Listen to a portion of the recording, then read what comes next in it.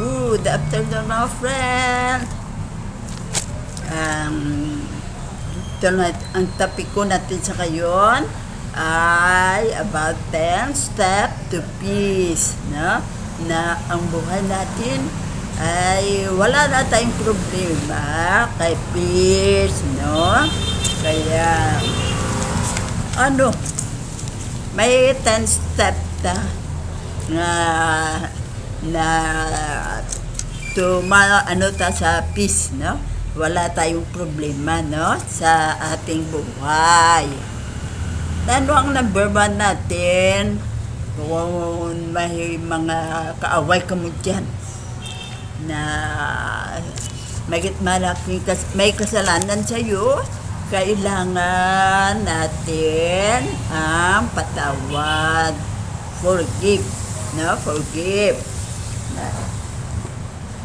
In order to have peace and that we got to receive and grant forgiveness, magpatawad.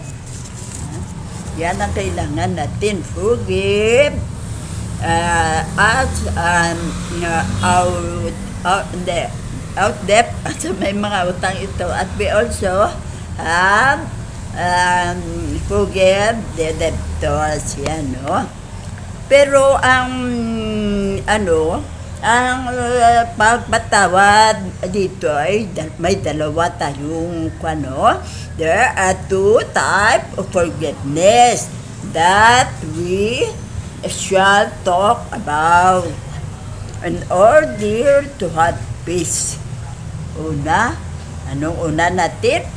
Na nakatanggap tayo ng pagpatawad ng Diyos. Mga kasalanan natin, napatawad na tayo ng Diyos, no? Pangalawa, magpatawad tayo sa iba na nagkasala sa atin. Paano tayo makagkaroon ng kapayapaan kung di pa tayo makatanggap ng pagpatawad sa Diyos? Kahit kung tayo hindi sa ating mga kasalanan, di pa rin tayo magkaroon ng kapayapaan. Kaya kailangan, no? Kung may kasalanan tayo, tayo natawad sa kay God, no? Kaya para na peace of mind tayo. Kaya yan ang ating topic ko sa ngayon, 10 steps to peace. Na peace tayo, no? Ang ating buhay manang hindi magulo, no? Kwan tayo. Kaya forgive ang kailangan natin. Ang una natin gawin, no? Forgive. Ang taong di makatanggap ng patawad ay hindi magkaroon ng kapayapaan. Ganoon din ang taong hindi nagbibigay ng pagpatawad. Kaya yan ang gawin natin. Number 1 natin, na magpatawad tayo. Kaya yan ang ating kailangan para na ang ating buhay the peace, no? Hindi tayo, wala tayong problema. Number 2 natin, live a peaceful life. Live in peaceful life, no? Rami ng ang ibang itinuturo ang mga tao para mag-peace of mind tayo. Pero kailangan ng remind the people to be peaceable and considerate at to share ng the true humility towards all men. Yan, no? Halimbawa, kung naikuan tayo, pagkatapos may control in your life, no? Dapat may pagposibilidad ang lifestyle natin magkaroon ng peace. Halimbawa kung lamera tayo at ang korte nyo ay bilog, alangan naman ang lumabas na si Flan ay tatsulok. Di ba kung sino ang ating korte ng ating buhay, yan ang lalaban sa buhay natin. Sulit, peaceful lives. Yan ang ating number 2. No? Ano ba? Bumubuo kayo ng balangkas ng pamumuhay na posible magkaroon ng kapayapaan. Kaya yan ang number 2 natin. Live a peaceful life. No? Ang ating number 1, ang motto, forgive. Live in peaceful life. No? Ano pa? Ang number 3 natin, be humble. Be humble ta, no? The medyo ganit humble, no? Be humble. Ang taong mayabang ay maghahanap ng gulo. Ang taong pagmataas ay mapapasubo sa gulo. Ang taong masyadong mataas ang pagtingin sa sarili ay di mabusa na ipagtatampo. Yan, no? Ang taong masyadong mataas ang ang pagtingin sa sarili ay di maubusan ng pagtatampo. Yan, ha? Yan. Okay, doon natin out of selfish ambition or ng vain concern, but in humility consider others better than themselves. Yan. Ha? Bakit kailangan ang isang peaceful ng peaceable life ang humility? Pag tayo'y nagmataas, siyempre mataas ang tingin natin sa ating sarili. Kadalasan, tayo lang ang may ganoong pananaw, ang iba'y wala. Mababa ang pagtingin nila sa atin, hindi kasing taas ng paningin natin. Hindi tayo ngayon na tinatrato na honorable. May way that we thinking equal in our status. Lagi tayong kulang, lagi tayong nagtatampo, lagi tayong nagagalit. You feel neglected. May madating na tao ay whole at hindi ikaw ang agad nilang ng binan na magpagtampo ka dahil sa palagay mo ikaw dapat ang una. Kasi ikaw ang pinakabalaga doon. Pumunta siya sa handaan at di ka nalagay sa presidential table. Magtampo ka dahil sa palagay mo sana ikaw yan. Nadran ka. Kaya yan, oh. Ang number 3 sa atin, avoid jealousy and envy. Yan. Huwag mag-jealous. Kung mag-envy sa mga taong na mas sa iyo, no? Na mga may na ano ka, isa mo na envy ka, na jealous ka kay mas may pera sa sayo o kung may maganda sa sayo. Hindi ko alam ang sample nito, no? Avoid jealousy and envy. Yan. Ang mga taong mainggitin at seloso ay di magkaroon ng kapayapaan. Di magkaroon ng kapayapaan. Yan. Kay jealous ka lang, tingin ka sa tao ito. No, mayaman siya sa akin. No, envy ka na, no? At mas maganda siya sa akin. O mas bright siya sa akin. Yan ang hindi mabuting behavior. Avoid jealousy and envy. Na siguro ang taong maitit siloso ay di magkaroon ng kapayapaan kahit kailan. Siguro sasang-ayunan kayo higit sa takot na iko'y mamatay ay ang pangamba para sa iyong kaligtasan. Pangalawang pagpahirap na handol na natnan ay ang jealousy o silos. Ang mayuyuming babae nagiging mga halimaw pag nagsilos, di ba? Di ba kung magsilos sila, Mr. nila nagkwento sa babaeng maganda. Nagchichilo sila, parang halimaw sila, no?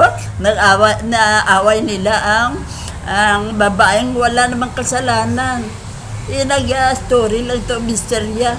Ang misterya ang may kasalanan, kaya alam niyang kilusa si Mrs.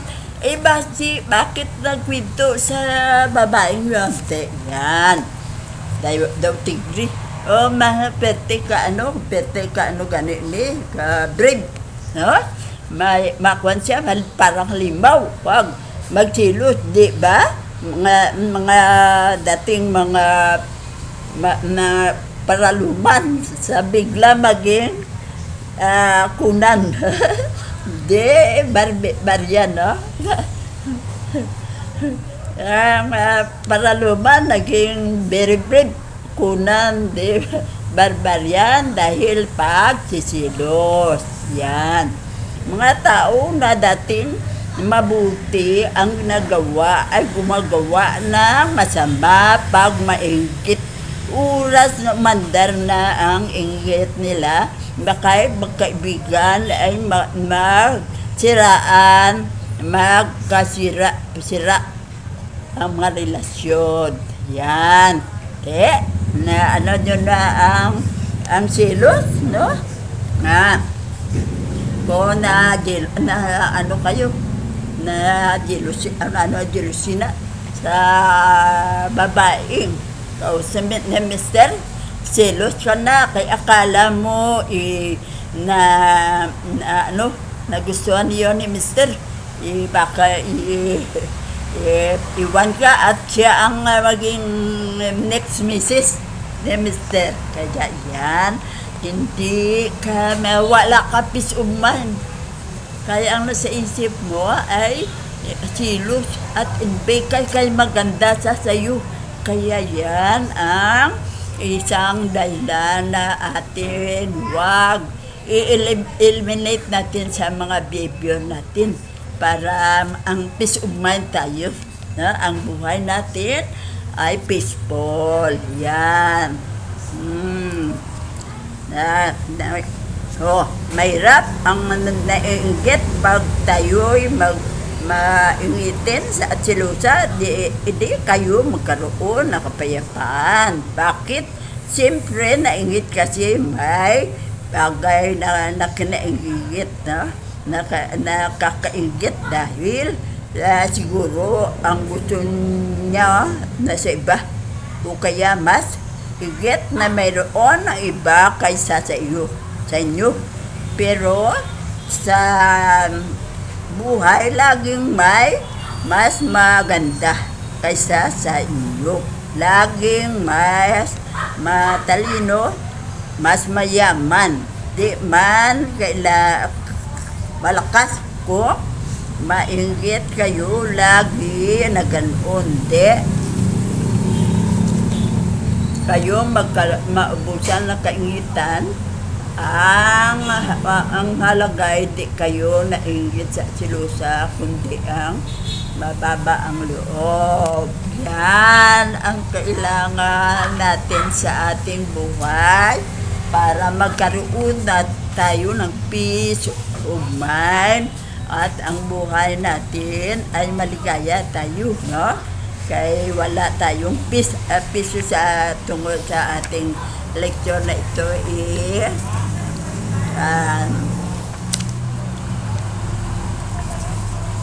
uh, 10 steps to peace, no? Ang number 5 natin, don't covet, no? Huwag magnangat ng hindi sa inyo. Malaga dito, kaya nga masama, isinama pa ng Diyos sa 10 utos. Yan. Ang don't covet, no? Huwag kayong magnanasa ng hindi sa inyo. Halimbawa, kakain kayo sa restaurant at nag-order na kayo at dumating ang order ng babae kabilang misa. Ano ang tingin nyo? Mas masarap ba ang in-order nila kaysa sa inyo? In-order nyo? Wala namang mag-uto sa inyo na ito ang orderin. You use your own free will. Bakit ang order lang di ang kabila na dumating ang order nila parang mas masarap?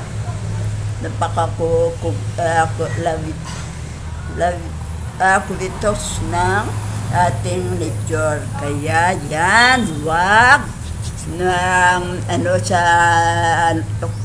sa iba, no? Pag-aralan din natin ang maging masaya. Kayo tayo sa kung ano ang napalagay sa atin. Tanggapin ng maluwag kung ano ang na-assign sa atin, no? Yan ang atin kaya yan ang na-assign sa atin ni God, Jesus sa atin. Tanggapin natin yan. Huwag nang sa iba, no? Yan ang atin. Ano ang number 6 natin? Simplify. Ano ang simplify?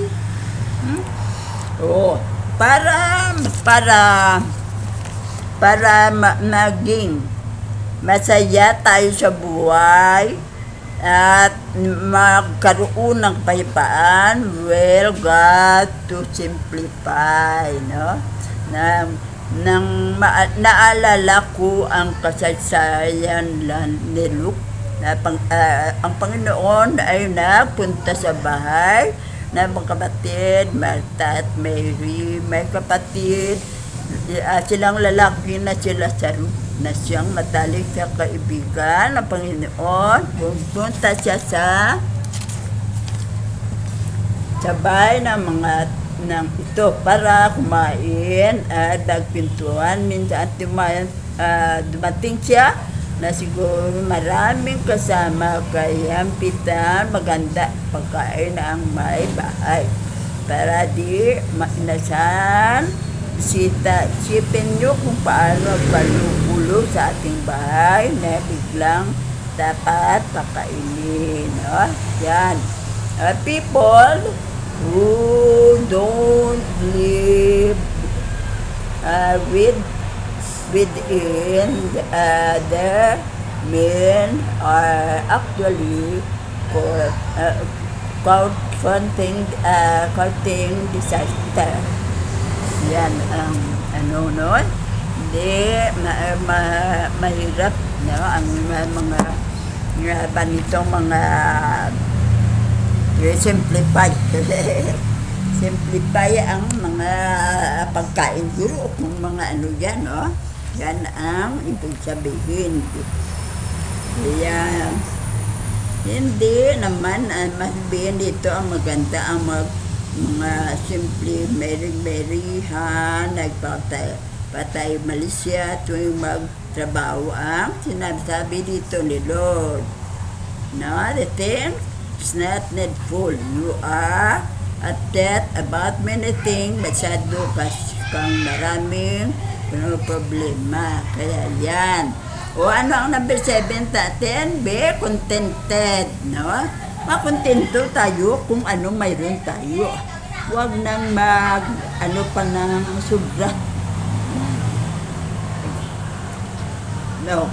Keep your life free from the love of money and be content with what you have. No?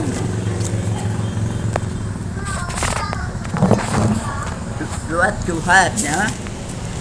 Then, na makontent ka what you have, no? Kaya hindi ka na maghangad ng hindi mo kayang bilhin. O hindi mo kayang mag-iiyo. Wag yan, no? Hindi, no? Di contented na ta. Kung anong mayroon ka. Dahil mahirap na. Kung mahangad tayo ng ang bilita 100,000, di natin kayang bilhin yan. Kaya wag na kung ano lang ang kaya natin yan, no? Na kaya keep your life free from the love of money. Yan. May dalawang bukwa ang contentment.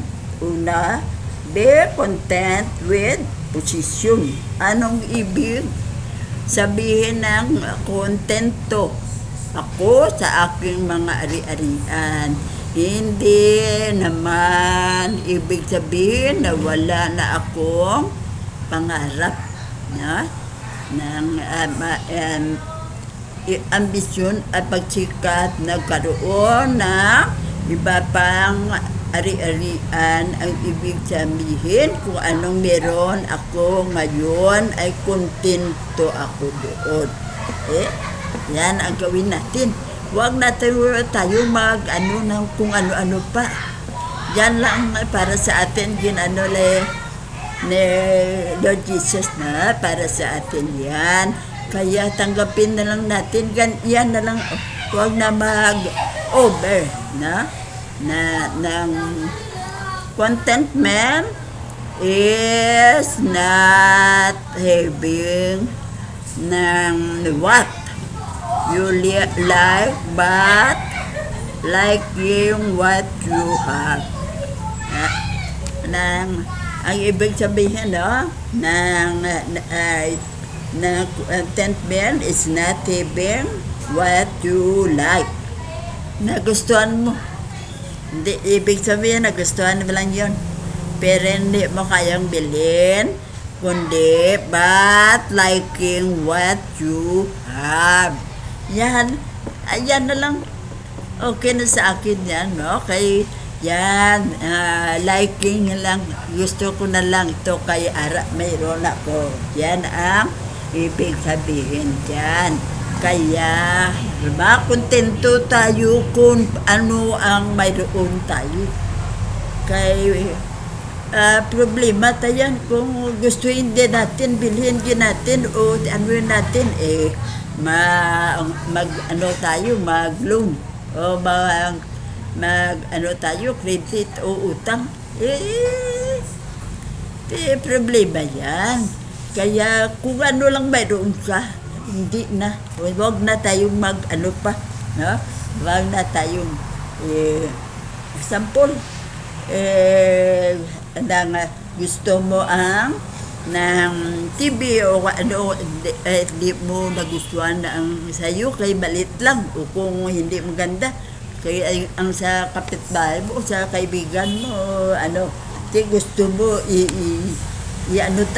sa room na lang to ang TV ito, bibili ako ng bago. Yan ang hindi maganda. No? Kaya mayroon ka na nga, bibili ka pa ng TV, andyan na. Kaya kailangan makontented ka na para wala kang problema. Kaya kung bibili ka ng bagong TV, credit mo yan, bayaran mo every month. Kaya yan, makontento kung anong mayroon ka. Hindi na mag-ambisyon pa ng kung ano pa, no? Yan ang ibig sabihin na contented. Ang number 8 natin, ano nga? Trust God. Ito ang importante sa atin, no? Trust God, na nagtiwala tayo sa Diyos, no? Ang taong hindi nagtiwala, pagtiwala ay walang kapahingahan kahit kailan, no? Kung minsan ay nagtataka ka, may dalawang pasahero sa isang bus na umahagibis pababa ang Quezon Road. Ang isa'y tulog na, sobrang tiwala sa driver. Yung pangalawa, na ninigas ang paa niya sa preno ng treno, talagang tensyonado siya. Wala rin naman siyang magagawa kung ihulog ng driver ang boss. Hindi naman siya kayang pigilit, pero hindi niya na-enjoy ang biyahe. Natayo sa dalawang uri ng taong yon. Siyempre, sa aktwal na buhay, na mabuti rin na makialam ka sa driver. No? Sabihin mo sa driver, bakal-bakalan mo lang kay takot ako sa mabilis na takbo ng sasakyan. Pero iakyat natin ang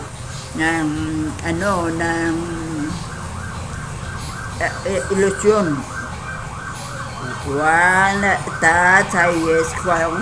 Diyos ang magpaanda ng ating buhay. Magtiwala kayo kahit di ka kahit na di kayo magtiwala sa Kanya, nag-alala, wala rin naman kayo magagawa. Kung di tayo maniwala, may naka-achieve ka ba tayo? Wala rin. Kaya sabi nga, why worry where you can pray, no? Kaya, wala tayong trust God. I-trust natin ang sa God, ang buhay natin. Huwag nang matakot kay God na you can never and then a plan for our life. That's better than God plan for you to life, no? Hindi tayo magplano sa buhay natin kasi mas maganda ang plano ng God para sa atin. Kaya yan ang ating lecture number 8, no? Yan ang 99% ang timang problema natin ngayon. Malamang ay tayo rin ang lumika, mamuhay tayo sa lifestyle na conducive sa problema, o kaya yung hinayagan ng mga close natin sa buhay na mamuhay ng lifestyle na talagang naubusan ng ganitong problema. Kaya, no? Yan. Ang number 9 natin, think big. No? Think big. Think big, no? Para magkaroon ng peace, ng isipin nyo kung ano yung pinakamalaki at pinakamaganda. Yan, no? No one has nang seen, no ear has heard, no mind has conceived with God has prepared for those who live Him. Na yan. Yan ang ating gawin, no? Nang think big. Think big. Wala na daw matang nakakita at tingang makakarinig, tinga na makarinig, no? Sa imagine na kung ano ang nihanda ng Diyos para sa mga anak niya. Kaya kapag anuman ang dinadaan nating mga problema ngayon o hirap na matiwalas sa mga nagustuhan natin sa buhay, lampasin nyo ng tingin ang mga ito. No, ang tingnan ay ang malaking bagay, ang eternity ang kailangan na ihanda ng Diyos para sa atin. Yan ang atin. Number 10, put God first. No? Si God na yan. Every morning, pag gising natin, pray to God na agad. No? Ano mo na ang buhay mo, Lord. Please, ikaw na bala sa buhay namin, no? Example, God the Father, manage siya. Lord Jesus, supervisan mo kami sa buhay namin ngayong araw. Kung ano ang gusto mo hiling sa God. Yan, no? God first get. Kaya, para you put God first, you will have peace, no? Yan. Peace, may peace of mind ka, no? Yan, no? Love the Lord our God with all your heart and with all your soul and all your strength. Do not love the world or anything in the world. If anyone loves the world, the love of the Father is not in him. Yan. Kaya God love first ng God. What is the word? Material thing and people. Ang taong nagkaroon ng kapayapaan ay ang tao na ang uunahin ng mahalin ay ang Diyos. Ang tao ang inuuna niyong mahalin, hukay na kayo ng sariling libingan. Gumawa na rin kayo ng sariling bagyo ng buhay. Bakit? Ang taong mahal natin, siya lang ang kayang manakit sa atin. Pag hindi nyo mahal, siguro ma-offend, maiinit kayo. Pero kayo kayang sugatan, nagpapalalim. Ang makapagsugat lang sa puso natin ay ang mahal natin. Ngayon, kung ano ang mahal natin ay tao, at ang number 1 na sa buhay ninyo ay tao na